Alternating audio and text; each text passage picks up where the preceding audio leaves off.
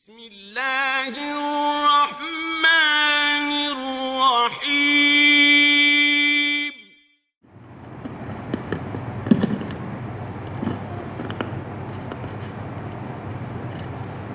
السلام علیکم ورحمۃ اللہ وبرکاتہ۔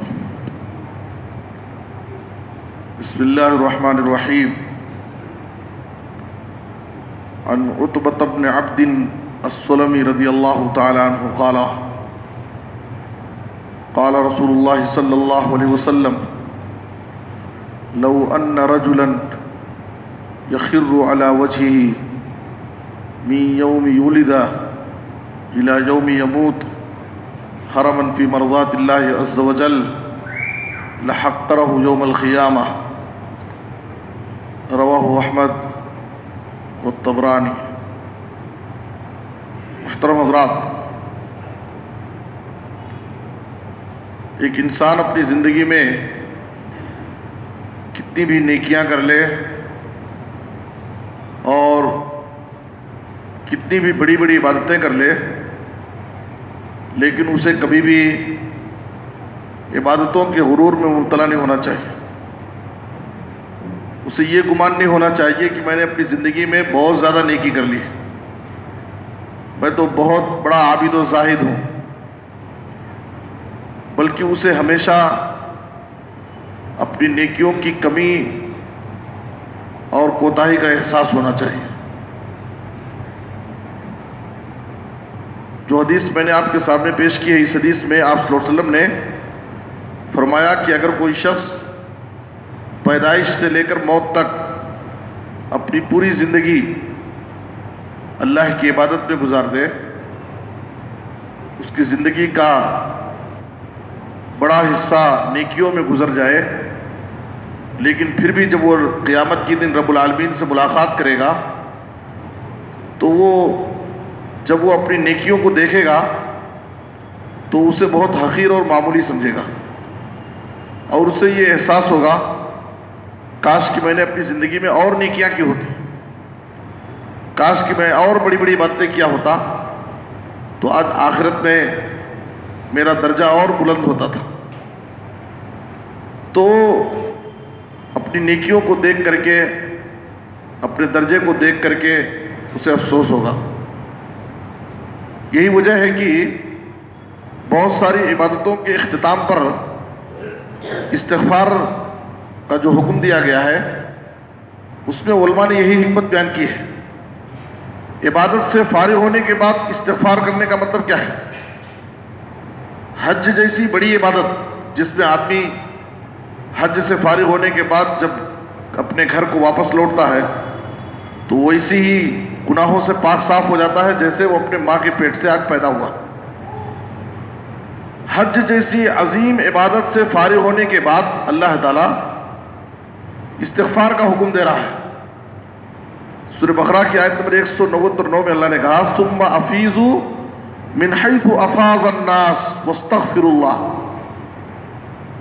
تاکہ حاجی کو یہ گمان نہ ہو کہ میں تو حج سے فارغ ہو گیا ہوں، اب میں گناہوں سے بالکل پاک صاف ہو گیا ہوں، اب جیسے چاہوں میں رہوں۔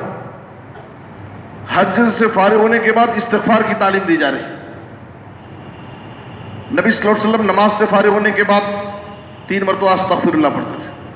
کان رسول اللہ صلی اللہ علیہ وسلم اذا انصرف من صلاته استغفر ثلاثا، صحیح مسلم کی حدیث ہے۔ حالانکہ پوری نماز ہم عبادت سے فارغ ہوئے اور نماز میں ہم اللہ رب العالمین سے دعائیں کرتے رہے، ذکر کرتے رہے، نماز سے فارغ ہونے کے بعد 3 مرتبہ استغفر اللہ پڑھ رہے ہیں تاکہ ہمیں اپنی عبادتوں اور اپنی نیکیوں کی کمی کا احساس ہو۔ ہم کتنی بھی عبادت کر لیں لیکن پھر بھی اللہ رب العالمین کی نعمتوں کے مقابلے میں ہماری عبادتوں اور ہماری نیکیوں کی کوئی حیثیت ہی نہیں۔ اللہ کی بے شمار نعمتیں ہمارے اوپر، ہم اللہ کتنی بھی عبادت کر لیں اپنی زندگی میں، کتنی بھی نیکیاں کر لیں، اللہ کی نعمتوں کا ہم سے حق ادا نہیں ہو سکتا۔ اس لیے انسان کبھی بھی غرور نفس کا شکار نہ ہو اور کثرت عبادت کے غرور میں مبتلا نہ ہو۔ اس لیے کہ جب آدمی، شیطان انسان کو کیا ہے، ایک نافرمان گنہگار انسان ہے، تو شیطان گنہگاروں کو شراب و کباب کے راستے سے گمراہ کرتا ہے۔ لیکن ایک مومن متقی انسان کو شیطان گمراہ کرنے کے لیے اس کو غرور نفس میں ڈال دیتا ہے، عبادت کے غرور میں مبتلا کر دیتا ہے. تو بڑا عابد و زاہد ہے، بڑا نمازوں کا پابند ہے، بڑی بڑی عبادتیں تو کر لیا ہے. جب وہ عبادت کے غرور میں مبتلا ہو جاتا ہے تو اب وہ دوسروں کے اوپر تبصرے شروع کر دیتا ہے. فلاں شخص تو بڑا گنہگار ہے، فلاں کی مغفرت نہیں ہو سکتی، فلاں جنت میں نہیں جائے گا، فلاں ایسا ہے، فلاں ویسا ہے، میں ہی سب سے بڑا عابد و زاہد، میں ہی حلال و حرام کی پابندی کرتا ہوں، فلاں تو ایسا ہے، میں ہی بڑا پابند ہوں. اور یہ تبصرے ایسے تبصرے ہیں، بسا اوقات آدمی کے ایسے تبصروں سے اس کی نیکیاں بھی ضائع ہو جاتی ہیں. صحیح مسلم کی ایک حدیث میں آپ صلی اللہ علیہ وسلم نے کہا کہ قیامت کے دن نبی صلی اللہ علیہ وسلم نے ایک شخص کا قول نقل کیا کہ ایک شخص نے ایک آدمی کے بارے میں کہا واللہ لا یغفر اللہ لفلان، اللہ کی قسم اللہ تعالیٰ فلاں شخص کو معاف نہیں کرے گا، اس کی مغفرت نہیں ہو سکتی، اس لیے کہ وہ بڑا گنہگار ہے.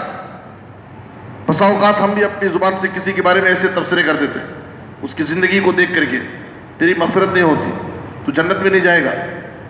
تو اس نے کہا اللہ کی قسم اللہ فلاں کو معاف نہیں کر سکتا. اللہ تعالیٰ نے اس کے جواب میں کہا من ذا الذی یتعلی علی اللہ اغفر لفلان، کون ہے جو میری قسم کھا کر کے کہہ رہا ہے کہ میں اسے معاف نہیں کروں گا. انی قد غفرت لفلان واحبطت عملا، جس کے بارے میں تو قسم کھا کر کے کہہ رہا ہے کہ میں اسے معاف نہیں کروں گا، میں نے اس کو اپنی رحمت سے معاف کر دیا اور تیرے نیکیوں کو ضائع کر دیا. یہ کہنے کی وجہ سے میں نے تیری نیکیوں کو برباد کر دیا. تو اس لیے کسی کے بارے میں تبصرے کرنے سے، زبان کھولنے سے بہت سوچنا چاہیے. اسی قسم کا ایک واقعہ مسند احمد اور ابو داؤد میں ہے، بنو اسرائیل کا واقعہ. کہتے ہیں کہ دو دوست تھے، اس میں ایک عبادت گزار تھا، دوسرا گنہگار تھا. عبادت گزار اپنے گنہگار ساتھی کو ہمیشہ گناہوں سے باز رہنے کی نصیحت کرتا تھا. ایک دن اس نے اس کو کسی بڑے گناہ میں کا ارتکاب کرتے ہوئے دیکھا تو اس نے اس کو نصیحت کرتے ہوئے کہا کہ اقصر، گناہوں سے تو رک جا، باز آ جا. تو اس نے کہا خلینی وربی ابعثت علی رقیبا، تو مجھے میرے حال پر چھوڑ دے، کیوں میرے پیچھے ہمیشہ پڑا رہتا ہے؟ کیا تو میرے اوپر کوئی نگران بنا کر کے بھیجا گیا ہے؟ ہمیشہ ٹوکتے رہتا ہے. تو اس کو بیزار ہو کر کے اس نے کہا واللہ لا یغفر اللہ لک، اور بعض روایتوں میں ہے کہ اس نے کہا لا یدخلک اللہ الجنہ، اللہ کی قسم اللہ تجھے کبھی معاف نہیں کرے گا، یا اللہ تجھے کبھی جنت میں نہیں داخل کر سکتا. جب دونوں کی وفات ہوئی، دونوں رب العالمین کے پاس حاضر ہوئے تو اللہ تعالیٰ نے عبادت گزار سے کہا کہ کیا تو میری رحمت اور میری قدرت کو جانتا ہے؟ جو چیز میرے اختیار میں ہے، میری قدرت ہے، اس کے بارے میں تو فیصلے کرنے والا کون ہے؟ اللہ نے اس عبادت گزار، اس گنہگار کے بارے میں، جس کے بارے میں اس نے کہا تھا کہ اللہ تجھے معاف نہیں کرے گا اور تجھے جنت میں نہیں داخل کرے گا، اللہ نے اس کے بارے میں کہا اذهب فادخل الجنہ برحمتی، جا تو، میں اپنی رحمت سے تجھے جنت میں داخل کر رہا ہوں اور تو جنت میں چلا جا. اور جو عبادت گزار تھا اس کے بارے میں کہا اذهب فادخل النار، تو جہنم میں چلا جا، میں نے تجھ کو جنت سے محروم کر دیا. ابو ہریرہ رضی اللہ عنہ اس حدیث کو بیان کرنے کے بعد کہتے ہیں والذی نفسی بیدہ لتکلم بکلمۃ اوبقت دنیاہ وآخرتہ، قسم ہے اس ذات کی جس کے ہاتھ میں میری جان ہے، اس شخص کی ایک بات، ایک جملے نے اس کی دنیا اور آخرت دونوں کو برباد کر دیا. اس کے ایک جملے نے اس کی دنیا اور آخرت دونوں کو برباد کر دیا. اسی لیے آپ صلی اللہ علیہ وسلم نے حدیث کے اندر کہا کہ بسا اوقات انسان اپنی زبان سے ایک بات، اللہ کی ناراض کرنے والی ایک بات بولتا ہے اور اس کی وہ پرواہ نہیں کرتا ہے، جس کی وجہ سے وہ جہنم کے گڑھے میں گر جاتا ہے. تو ایک بات کی وجہ سے، ایک جملے کی وجہ سے اس کی دنیا اور آخرت برباد ہوگی. ہمیں اپنی زبان کا بہت صحیح استعمال کرنا چاہیے، سوچ سمجھ کر کے بولنا چاہیے. بسا اوقات دوسروں پر تبصرے کرنے میں بہت محتاط رہنا چاہیے. ہم جب لوگوں پر تبصرے شروع کرتے ہیں تو ہماری زبانیں بے لگام ہو جاتی ہیں، کئی چیز سے زیادہ ہماری زبانیں تیز چلتی ہیں. فلاں شخص ایسا ہے، فلاں شخص ایسا ہے، اس کی زندگی ایسی ہے. ایسا نہ ہو کہ ہم لوگوں پر تبصرے کرنے میں اپنی نیکیوں کو برباد کر لے. تو اس لیے ہمیں کبھی بھی ہم کتنی بھی اپنی زندگی میں عبادت کی پابندی کریں، کتنی بھی نیکیاں کر لیں، اپنی نیکیوں اور اپنی عبادتوں کی قبولیت کے لیے اللہ سے دعائیں کریں اور اللہ کی رضا حاصل کرنے کی کوشش کریں. دوسروں کے بارے میں بڑی بڑی باتیں نہ کریں اور ہمیشہ اپنی نیکیوں کی کمیوں کا احساس کریں. سورہ زاریات میں آپ دیکھیے اللہ نے متقیوں کی صفت بیان کی ہے.